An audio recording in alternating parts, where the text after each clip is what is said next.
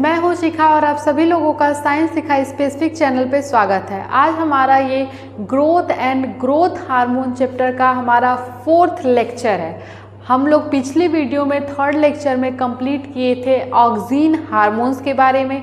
आज इस वीडियो में हम लोग जो है डिस्कस करने वाले हैं दूसरे ग्रोथ हार्मोन प्लांट रेगुलेटर जिसको कहते हैं, या फिर फाइटो हार्मोन्स कहते हैं, जिसका नेम है जिब्रेलिन। फ्रेंड्स, वीडियो स्टार्ट करने से पहले आप सभी लोगों से रिक्वेस्ट है, जो लोग भी इस चैनल पे नए हैं वो प्लीज़ जो है चैनल को सब्सक्राइब कर लें और बेल आइकन को प्रेस कर दें, ताकि जो नेक्स्ट वीडियो की नोटिफिकेशन है वो आप लोग को जल्द से जल्द प्रोवाइड हो सके। चलिए फ्रेंड्स, वीडियो को स्टार्ट करते हैं और समझते हैं जिब्रेलिन्स के बारे में, जो एक ग्रोथ हार्मोन है, प्लांट रेगुलेटर भी कह सकते हैं या फिर ग्रोथ प्रमोटर भी कह सकते हैं। उसके बारे में हम लोग डिस्कस करेंगे और उसका फिजियोलॉजिकल इफेक्ट के बारे में। चलिए फ्रेंड्स, हम लोग वीडियो को स्टार्ट करते हैं और देखते हैं जिब्रेलिन्स के बारे में।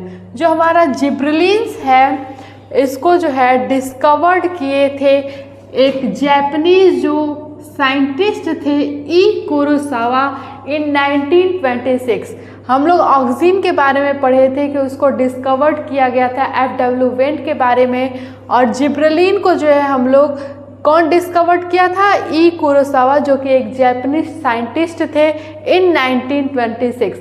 वहीं अगर ऑक्सिन के बारे में हम लोग रिकॉल करें तो उसको 1928 में F.W. वेंट ने डिस्कवर किया था। यहाँ पे जिब्रेलिन को ई कुरोसावा ने 1926 में जो है डिस्कवर्ड किया था। कहाँ से जो है डिस्कवर्ड किया था? जिब्रेला फ्यूजिकोराई या फिर फ्यूजेरियम मोनलीफॉर्मी, जो कि एक फंगस है। इसको पहली बार जो है याबुता एंसुमिकी ने जो है पहली बार इसको आइसोलेट किया था। कहाँ से? जिब्रेला फ्यूजिकोराई से। और जो इसका केमिकल नेम है जिब्रेलिन्स का, वो है जिब्रेलिक एसिड, जिसको GA से रिप्रेजेंट कहते हैं। अब हम लोग जो है थोड़ा डिस्कस करेंगे बोकनी डिजीज़ या फिर फुली सीडलिंग डिजीज़। ये जो है किस चीज़ के बारे में हमको बताता है, किसको कहते हैं बोकनी डिजीज़ या फिर फुली सीडलिंग डिजीज़। यहाँ पे एक हिस्ट्री है। जो हमारे जापानीज साइंटिस्ट थे ई कुरोसावा, वो जो है राइस फील्ड में वर्क कर रहे थे। वहाँ पे उन्होंने ऑब्जर्व किया कि कुछ ऐसे राइस के प्लांट हैं, जो ऐसे कुछ चावल के प्लांट हैं जो कि बहुत ज़्यादा लॉन्गेस्ट हैं, लार्जेस्ट है as comparison to the other plant which are present into the same field. Means जो प्लांट, जो भी सारे राइस के प्लांट थे सेम फील्ड में, उसमें कुछ ऐसे पौधे थे जो कि बहुत ही लार्जेस्ट है। तो उनको ये जो है बात खटकी। उनको लगा कि सारे प्लांट जो है एक साइज़ के हैं, ये ऐसे कुछ प्लांट जो हैं वो लार्जेस्ट साइज़ के क्यों हैं। तो उसके बाद उन्होंने अपनी जो है वर्किंग स्टार्ट की उन सारे पेड़ों पे, और उन्होंने पाया कि वो सारे प्लांट जो हैं इन्फेक्टेड हैं किस फंगस से? फ्यूजेरियम मोनलीफॉर्मी या फिर जो है जिब्रेला फ्यूजिकोराई से। वो सारे प्लांट जो लार्जेस्ट थे वो उसमें इन्फेक्शन पाया गया। बाद में जो है देखा गया कि जो जिब्रेला फ्यूजिकोराई है उसको आइसोलेट किया गया और उसमें देखा गया कि उसमें एक हार्मोन पाया जा रहा है जिसका नेम है जिब्रेलिक एसिड, जिसकी वजह से ये प्लांट जो है इतने लार्जेस्ट साइज में हुए थे। बाद में जो है याबुता एंसुमिकी ने इसको जिब्रेलिक एसिड को आइसोलेट किया था और नेम दिया जिब्रेलिक एसिड। इसी जो है डिजीज़ का नाम हुआ, जो भी प्लांट इन्फेक्टेड थे जिब्रेला फ्यूजिकोराई से, और उसको डिजीज़ का नाम दिया कि बोकनी डिजीज़ या फिर फुली सीडलिंग डिजीज़। तो फ्रेंड्स, ये था हमारा जिब्रेलिन्स के बारे में जो फैक्ट, जो कि एग्जामिनेशन पॉइंट ऑफ व्यू से इम्पॉर्टेंट था। अब जो दूसरी इम्पॉर्टेंट चीज़ है TCT और PCT के पॉइंट ऑफ व्यू से, वो है इसका फिजियोलॉजिकल इफ़ेक्ट। क्योंकि कोई भी हार्मोन होता है उसका एक फिजियोलॉजिकल इफ़ेक्ट ज़रूर होता है। चाहे वो ह्यूमन बॉडी हो चाहे वो प्लांट बॉडी हो। तो यहाँ पे हम लोग प्लांट हार्मोन के बारे में बात कर रहे हैं, फाइटो हार्मोन के बारे में बात करें तो उसमें का जो सेकेंड हार्मोन है मोस्ट इम्पॉर्टेंट जिब्रेलिक एसिड, उसका हम लोग आइए चलते हैं फिजियोलॉजिकल इफेक्ट के बारे में पढ़ते हैं। जो इसका पहला जो है फिजियोलॉजिकल इफेक्ट है वो है स्टेम इलॉन्गेशन और इंटरनोडल इलॉन्गेशन। मीन्स ये स्टेम को जो है इलॉन्गेट करता है। जब किसी प्लांट को अगर बाहर से जो है जिब्रेलिक एसिड से ट्रीट कर दिया जाए तो उसमें स्टेम इलॉन्गेशन हो जाती है या फिर इंटरनोडल इलॉन्गेशन हो जाती है। एग्जाम्पल में अगर देखा जाए तो शुगर केन है, अगर उसमें जिब्रेलिक एसिड का स्प्रे कर दिया जाए तो उसका जो स्टेम की लेंथ होती है, जो इंटरनोडल जो इसका इलॉन्गेशन है वो जो है बढ़ जाता है, जिसकी वजह से शुगर कंटेंट भी ज़्यादा हो जाता है। जब प्लांट लार्जेस्ट होगा तो उसमें शुगर कंटेंट भी ज़्यादा होगा, जिसकी वजह से उसका जो प्रोडक्शन होता है शुगर केन का वो बढ़ जाता है। तो ये एक बहुत ही इंपॉर्टेंट फिजियोलॉजिकल इफेक्ट है हमारे जिब्रेलिक एसिड का। कौन सा? स्टेम इलॉन्गेशन और इंटरनोडल इलॉन्गेशन। एग्जाम्पल में हम लोगों ने लिया शुगर केन के बारे में, जिसमें होता है सैक्रम ऑप्सिनेरम जो है शुगर केन का। यहाँ पे हम लोगों ने जो है बायोलॉजिकल नेम भी जो है जानते चले तो शुगर का क्या नाम होता है? सैक्रम ऑप्सिनेरम।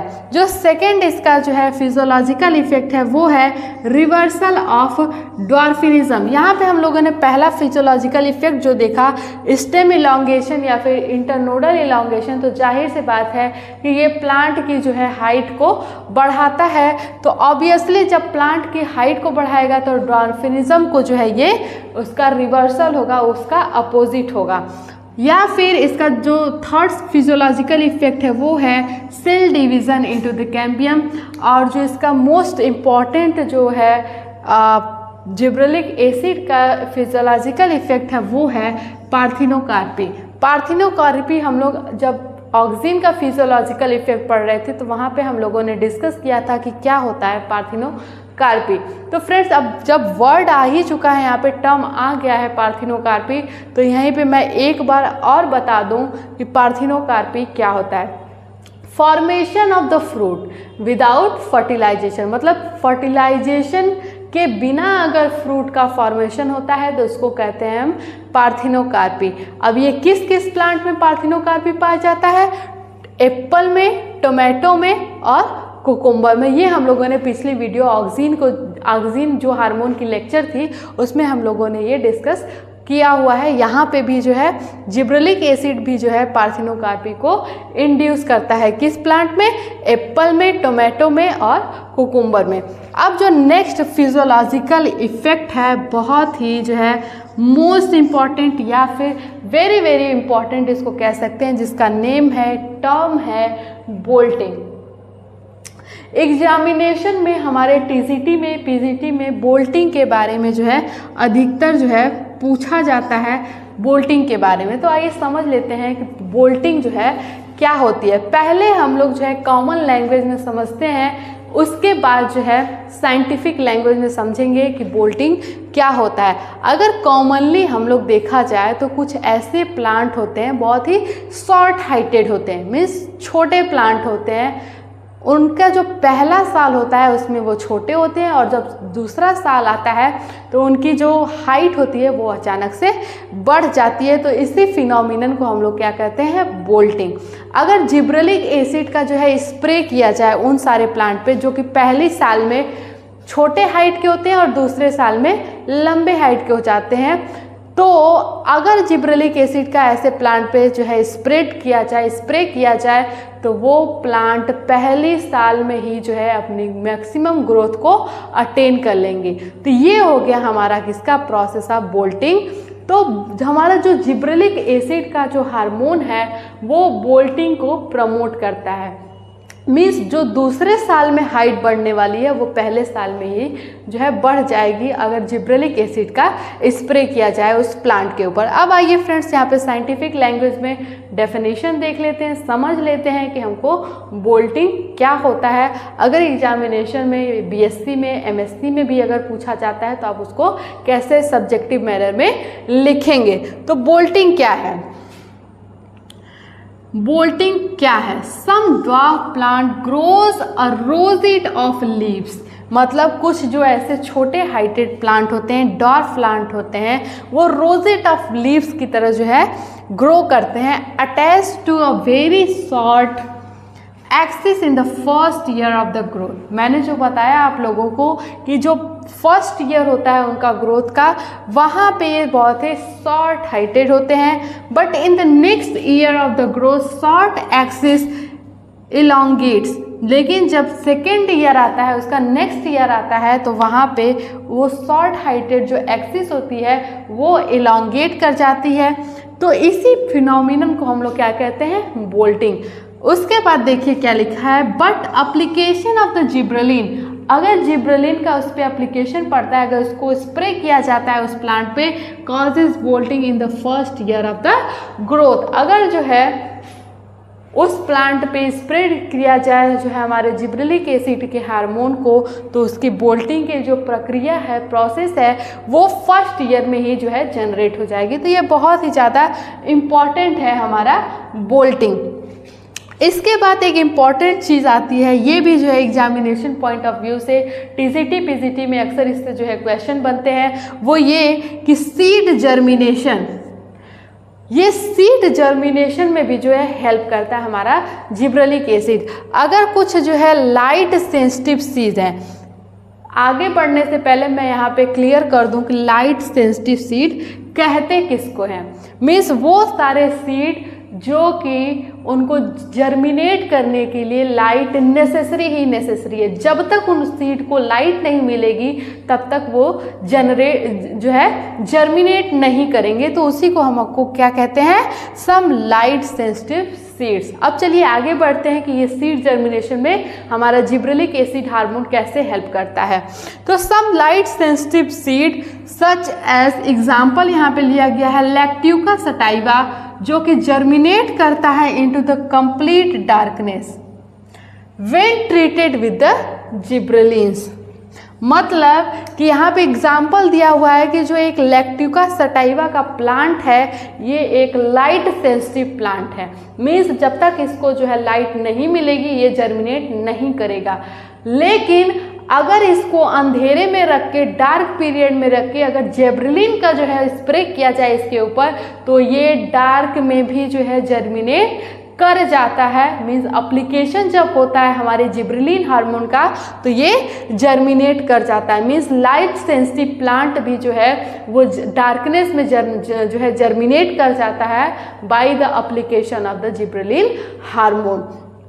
तो ये एक सीड जर्मिनेशन की जो है बात हो गई। यहाँ पे जो एग्जाम्पल है बहुत ही इम्पॉर्टेंट है, एग्जामिनेशन में पूछेगा, टीजीटी पीजीटी में क्वेश्चन इसको ऐसे बनेगा कि वो कौन सा लाइट सेंसिटिव प्लांट है जो कि जिब्रेलिन के जो है एप्लीकेशन से जो है वो जर्मिनेट कर जाता है डार्कनेस में भी। एक तो है ऐसे क्वेश्चन पूछेगा, तो जो है हमारा ऑप्शन में लैक्ट्यूका सटाइवा आपको जरूर मिलेगा। या फिर क्वेश्चन ऐसे बनेगा कि लैक्ट्यूका सटाइवा जो है ये कौन सा प्लांट है, तो आप लोग क्या कहेंगे?